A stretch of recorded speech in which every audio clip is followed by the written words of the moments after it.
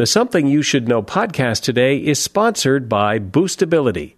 If you have a small business website, it's absolutely critical that your business rank high in search engine results when people go to Google and search online for what it is you sell. And step one is to find out how well your website is performing right now, and you can by going to myfreewebsitescore.com. You just enter in some information and instantly get back your free website score and analysis and ideas on how to improve your search engine optimization. Just go to myfreewebsitescore.com, myfreewebsitescore.com from Boostability. Today on Something You Should Know, neat is better than messy. That's the prevailing wisdom. But there's some powerful evidence that a little disorder is exactly what we need. Plus, music. We don't actually need it to survive, but we sure act like we do. As a culture, we spend more money on music than we do on prescription drugs or on sex. One thing we found in our research is that people use music in many respects in the way they use drugs. And if you read in bed, there's something you need to know about how it affects your sleep. And some facts you know to be true that just aren't. I mean, Napoleon was short. Everyone knows that. There's even a short person syndrome named after him. And yet, Napoleon wasn't actually very short. They made a mistake when they were translating the autopsy, which was conducted in French, into English. They got the measurements wrong. All this coming up today on Something You Should Know. Something you should know. Fascinating intel, the world's top experts, and practical advice you can use in your life today. The Something You Should Know podcast with Mike Carruthers. Hi, I'm Mike Carruthers. Welcome to the podcast. Music is a big part of our lives. In fact, there goes some right now. It's hard to imagine a day going by and not hearing music in the car or at home or at work. It's just hard to imagine life without music. So why is it that we love music so much? And what, if anything, is it doing for us or to us? Researcher and author Dan Levitin has taken a long, hard look at the relationship between music and the human brain, and what he has to say is really fascinating.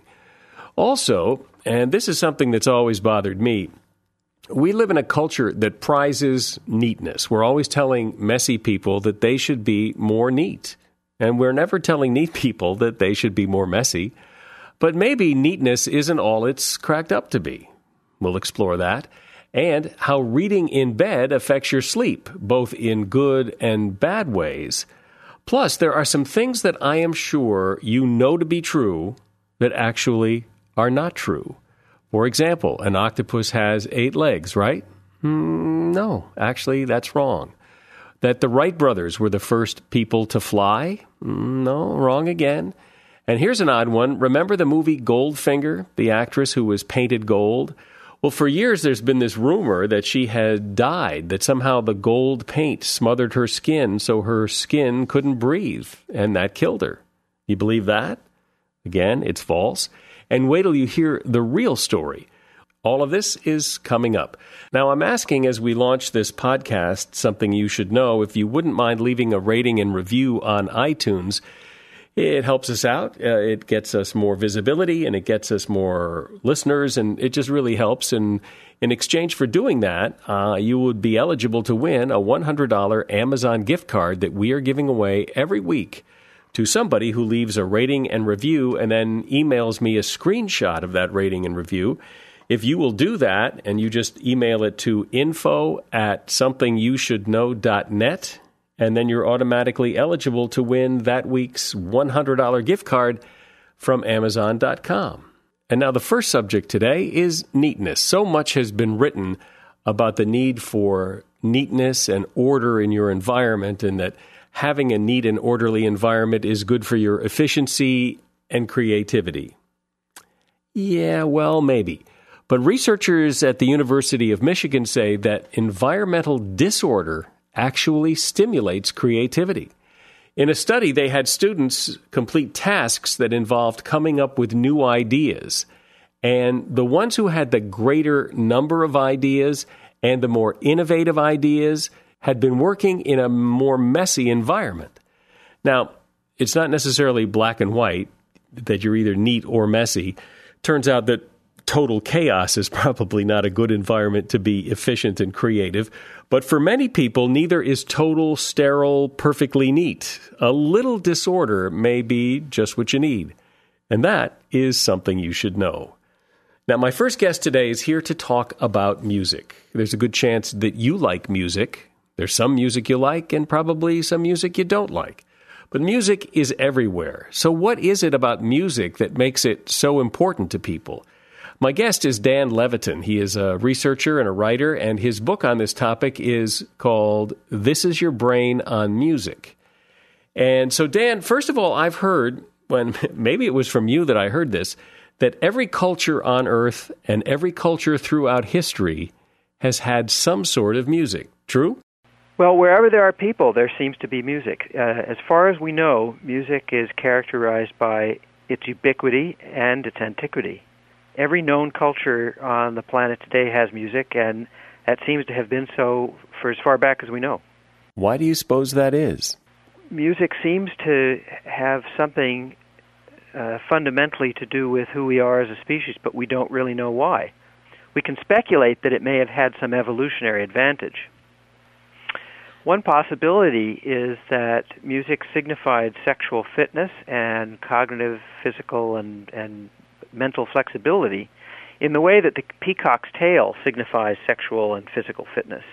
In other words, the tail is a display that says I'm healthy and I can afford to attract predators with this thing because I'm so darn fast they're not going to catch me anyway. Music indicates a kind of creative mind and an ability to control the muscles, whether the vocal muscles or the fingers and feet used to dance and play an instrument. And so its ancient function may have been to do nothing more than indicate this kind of fitness. It's always fascinated me that music is seemingly unimportant. I mean, we don't need it like we need air and water and food. And yet it must be important because people spend an awful lot of time and an awful lot of money on music, recorded music, going to concerts. So clearly music is more important to human beings than seemingly on the surface. Well, you're right. In fact, as a culture, we spend more money on music than we do on prescription drugs or on sex. So that's one measure of how important many of us think that it is. And it's hard to imagine a week going by where you wouldn't hear any music of any kind. One thing we found in our research is that people use music in many respects in the way they use drugs. They use it for self-medication. They use music to help get them going in the morning or to help them make it through a workout or to relax at the end of the day. Many of us have songs playing in our heads even when they're not explicitly playing in the environment. Yeah, well, I can't recall ever meeting someone who said that they just, blanketly don't like music. Everybody seems to have their musical likes or dislikes, but, right? I mean, everybody likes some sort of music. Yeah, well, it's interesting you say that. I have come across people who don't like music, and we estimate that 5 to 10% of the population really don't. It's just that they've learned not to tell anybody about it because people look at them like they're weird. But, there are people that don't like chocolate, too, and people look at them weird. Yeah, well, I would look at them equally weird, too. So what is it that music does to the brain that you talk about? Explain that. One of the things we know is that it stimulates the same pleasure centers in the brain, the same neurons, causes the same neurochemical release as a number of other unrelated pleasurable experiences. So there's this group of neurons that become active and cause certain neurochemicals to be secreted when we eat chocolate, when we have an orgasm, if you find a $50 bill on the ground. And music stimulates those same regions. Now, you said a minute ago, the observation that people like different kinds of music. And that's the interesting thing, too. There's no one piece of music that stimulates this so-called pleasure center for everybody. It's whatever you like that'll do it, and it could be Nelly Furtado or Prokofiev. It could be Busta Rhymes or Mussorgsky. And another interesting thing that I find about music is that people love to listen to the same music over and over and over again, much more so than they'll read the same book over again or watch a movie or a TV show over and over again. Yeah, I've been thinking about that lately, and I think that the reason for that is that music has a greater ambiguity than a book or a movie does. Music doesn't refer to specific things in the world like language does. I can say to you, please go open the window, and you will or you won't, but you understand what I'm saying. But there's no melody I can play you that conveys that. There's no melody I can come up with that says, oh, would you pick up some milk on the way home, honey? The ambiguity in melody and in harmony means that each time we listen to it, our task is convolved with the task of the composer. We're a co-creator or a co-conspirator in interpreting the meaning of music. And because of that ambiguity, there's richness and there's a personal connection. And that's why we can listen to the same piece of music thousands of times.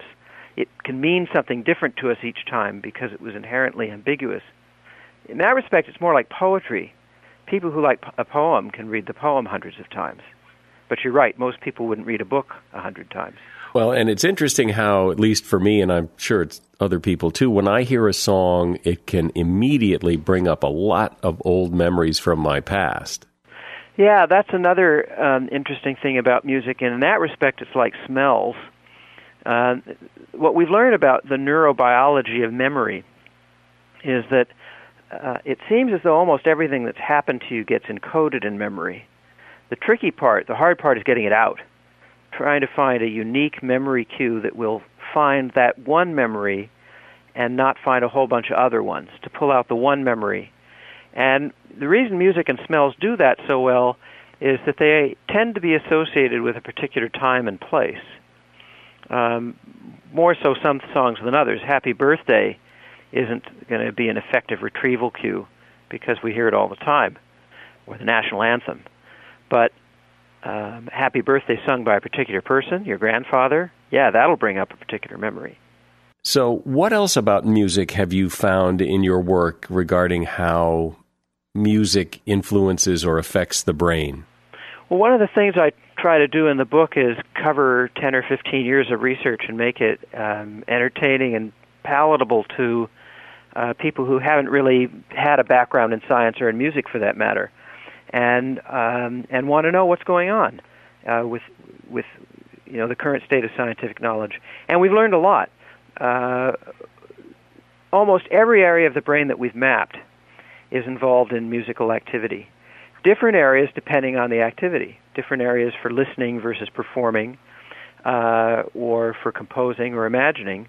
One thing I think you might find interesting, Mike, is that if you listen to a piece of music, it activates very specific and predictable regions of the brain that are virtually indistinguishable from just imagining that same piece of music is playing. Wait, say that again? Listening to music and imagining music invoke virtually identical brain structures. It's as though you've got a little CD player in your head when you imagine music, and you put it on play, and it tricks your neurons into thinking that it's actually playing. That's wild, isn't it? But imagination, and it's not just for music, in many domains we're finding imagining something recruits the same neurons that actually experiencing the thing did. And what this teaches us about the brain is it teaches us what imagination is. Imagination, or remembering, is actually just a matter of getting those neurons that were involved in the original perception active again, and to try and re-experience the thing, only you're generating the input internally. It tells us also where hallucinations come from, whether they're drug-induced or otherwise, and why they can be so compelling. Or dreams, for that matter. You sometimes dream that you're seeing something or climbing a stairway or hearing something. And the reason they seem so realistic is that they're really invoking the same neurons that are invoked when you actually do these things. Well, something interesting that I've noticed about music, and even my 6-year-old noticed this when he sang in his school presentation the other day, that if you were to ask me to sing a song, and God help you if you do, but if you were to ask me to sing a song, maybe I remember the words, maybe I don't. But if I sing along with the song on the radio, or if I'm singing with other people, somehow the lyrics come back to me. Yeah. Well, the interesting thing about lyrics is that they are subject to multiple constraints.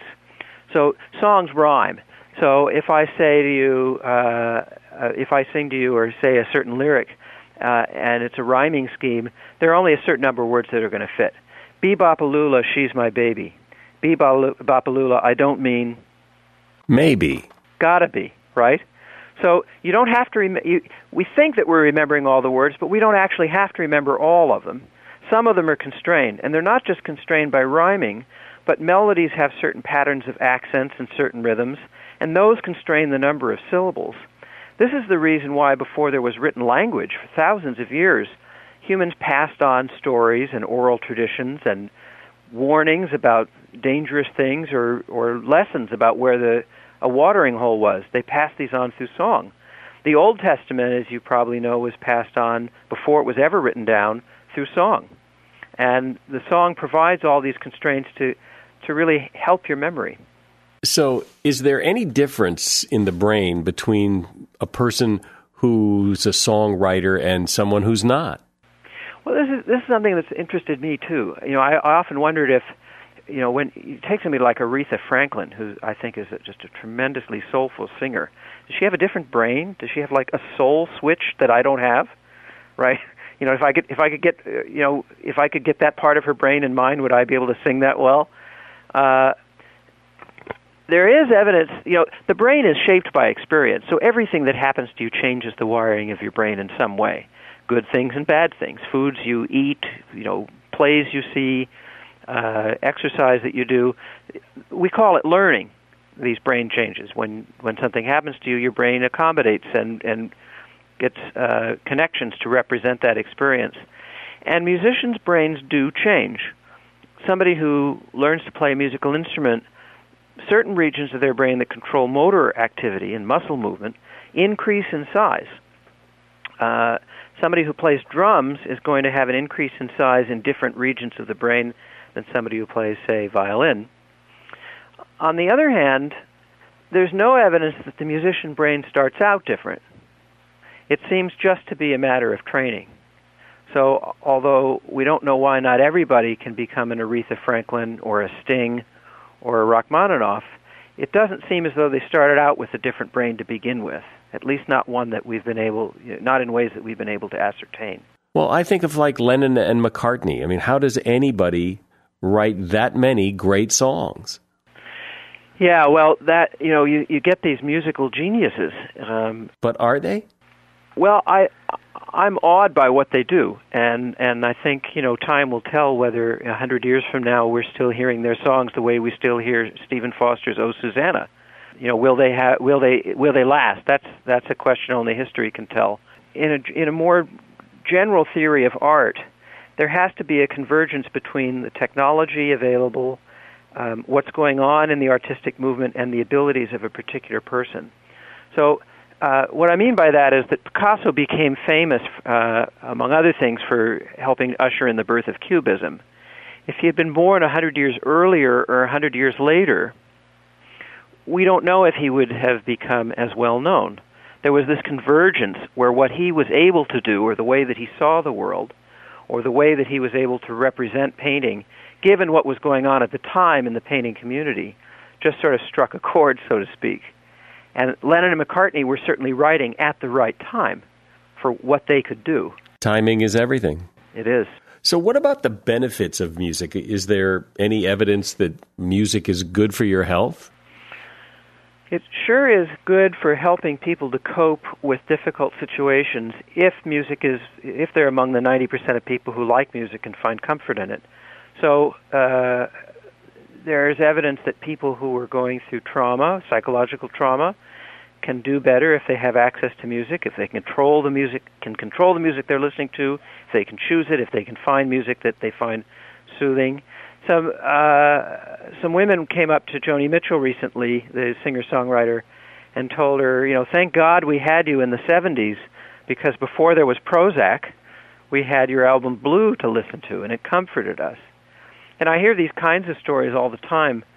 I think implicit in your question is, if I learn music or I listen to music, will I get smarter? Or will I do better at other things? And the jury's still out on that. There's a lot of research going on trying to sort all that out.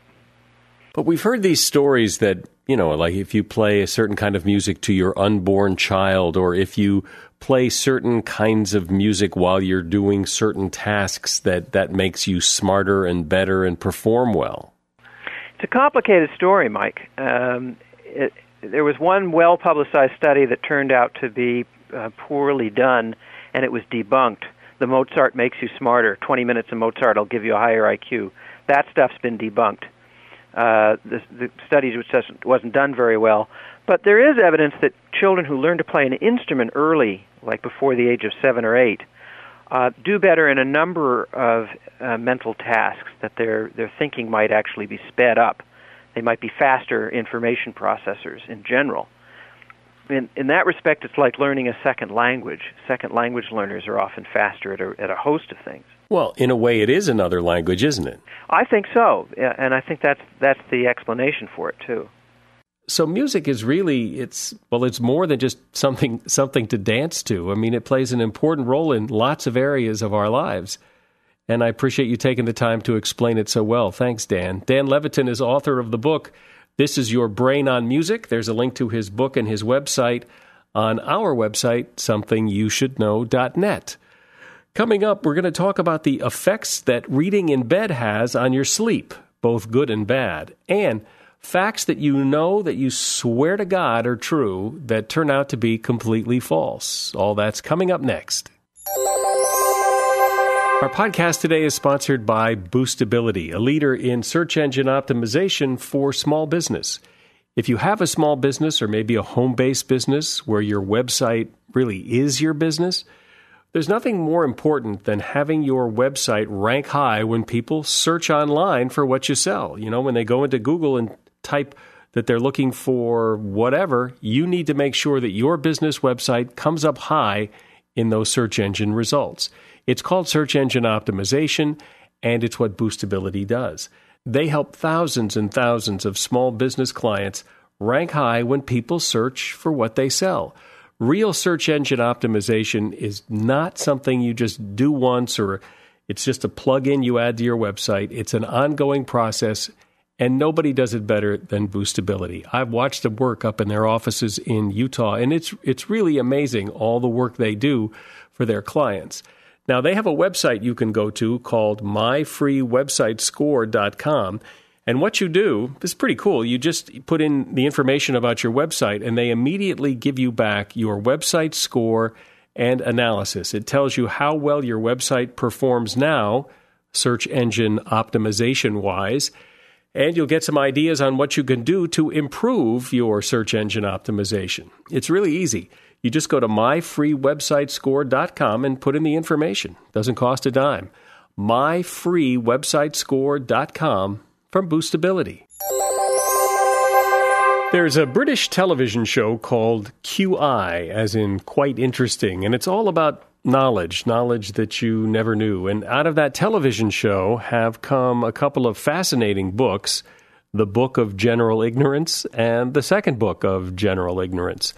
John Lloyd is one of the producers of the television show in Britain, and he is also the author of the books, and he is here with some fascinating information. And John, first, we have to talk about the horseshoe crab. Having grown up near the beach on the East Coast, I have certainly seen many a horseshoe crab, and I never had any idea how fascinating they were or are. Well, the horseshoe crab is an amazing creature, and it saved more lives than absolutely you can imagine, because its blood has a peculiar property. It contains a substance called LAL, and whether or not it coagulates when you put a new drug into it will tell you whether the drug is safe to use on humans. Nobody knows why this is. They're harvested in enormous numbers, and as a kind of payback for their kindness in saving literally millions of lives, we harvest the crabs, and the blood is taken out of them in small amounts so that they can still live, and they're put back in the sea. So no crabs are harmed in the testing of new drugs in that way. They're a remarkable creature. What do you mean oranges aren't orange? The ones I see are orange. Well, yes, oranges, it depends where you live in the world. Oranges are a subtropical fruit, not a tropical one, but of course they're grown everywhere in the world. In tropical countries, they, one of the most fascinating things I think about nature is that every fruit and every flower, no matter what color it becomes, starts green. Oranges are no different, but in tropical countries, they stay green. And they're eaten, for example, in the Philippines or Honduras. They're eaten green. They're orange on the inside, but green on the outside. And rather lovely, I think. It's a bit like a sort of Christmas treat. They should sort of sell them like that, I think. But because people expect oranges to be orange, in Honduras, for example, they're eaten green by the locals, but for export, they're sprayed with ethylene, which turns them orange. Isn't that amazing? So they have to... For export, they have to be orange. But many countries, they're eaten green. So you say that Napoleon wasn't really short, which is a common belief amongst people, that he was quite short, and that's where we get the Napoleon complex from. Well, I know the Napoleon complex, but like so many other things in the book and in life, it's not so. Napoleon wasn't actually very short. They made a mistake when they were translating the autopsy, which was conducted in French, into English. They got the measurements wrong. He wasn't 5'2", as is often said. He was actually 5'6.5", which made him 2 inches taller than the average Frenchman of the time, and half an inch taller than the average English person. And he was 2.5 inches taller than Nelson, the great British admiral. The reason that we think of him as being short is partly British propaganda, which is, all the cartoonists made out that he was, a tyrant and a dwarf and all that kind of stuff. But also because he had a regiment of grenadiers, his bodyguard, who were particularly picked to be extremely tall. They're all over 6 foot tall, which in the 18th century was massive, because it's very little known that people in the 18th century were actually shorter than they had been in the Middle Ages in the 14th century. They'd become about 2 inches shorter because of the poor hygiene and living in cities, that kind of stuff. Wow. So what does your handwriting tell about you? Well, not very much. I'm not too up on the handwriting thing. One of the things about the books, Mike, is there's so much information in here. And we expect you to memorize every single thing in it. So. We expect you to memorize every single thing. Any good author would know his book. That's okay. Well, you tell me some of your favorites.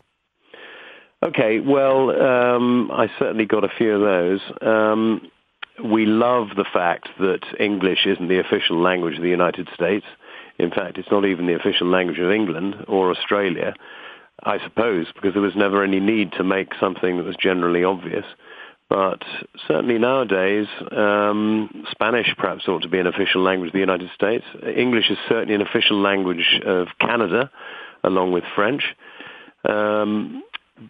Banknotes, people think they're made of paper, but they're not. They're made of cotton or linen. Here's a great one. Vertical stripes. Every woman knows that vertical stripes make you look slimmer. They don't. It's horizontal stripes you need to wear if you want to look slimmer. There's a big experiment done in England in 2008 on that. Who made the first flight in an aeroplane? Every school kid knows Orville and Wilbur Wright. But actually, there was a guy who beat them to it by 50 years. Admittedly, it didn't have an engine in it, but he was a coachman who did a flight in Yorkshire 50 years before. And the guy who invented the glider that he flew in also went on to invent self-righting lifeboats, caterpillar tracks for bulldozers, automatic signals for railway crossings, and seat belts. An amazing guy called Sir George Cayley. Nobody's ever heard of him. So here's an interesting one in the book that I think probably most people would get wrong, and that is, how many legs does an octopus have? Because I would guess 8. The answer's 2. They only use 2 of them as legs. The other 6 tentacles they use as arms for all sorts of things, feeding and grasping things. And one of them, the male octopus, uses as his organ of generation, and he actually puts it into a hole in the female's head. This is such an odd way of reproduction and mating, was discovered by Aristotle, the great Greek philosopher and scientist, in 500 BC, but it was so strange that nobody believed him for 200 years, and it wasn't until the 19th century that this was actually proven. Another thing we love is, can you name a fish? Okay, if you look at a big encyclopedia of fish, they will tell you there's no such thing as a fish, because fish are so different from each other that actually a human being has more in common with, say, a salmon, is more closely related to a salmon than a salmon is to, say, a lamprey or a hagfish. That's extraordinary, the diversity of life on Earth. Okay, so what happens if you paint a woman in gold paint? Ever heard that? Goldfinger. Yeah, okay. There's been a myth for years and years that the actress Shirley Eaton, who played the girl in Goldfinger, did actually die because she suffocated because her pores couldn't breathe. But this is nonsense. Even on the set, they left a little patch of skin unpainted by gold paint because they believed, and the doctor on the set believed, that if they covered her completely, she would die. Now, this is nonsense because we don't breathe through our skin. There's only one animal in the world that breathes through its skin. It's a tiny mouse in Australia, and even that grows out of it as it becomes an adult. And Shirley Eaton didn't die at all. She's still alive as far as I know, and she brought her autobiography in the year 2000. Because if we did breathe through our pores, then anyone who went scuba diving would suffocate. Well, good point. Listen, thanks, John. I appreciate it. I love these kind of interviews where I learn things that, I thought I knew that turned out to not be true, and also learn new things like, well, who knew about the horseshoe crab? It's fascinating.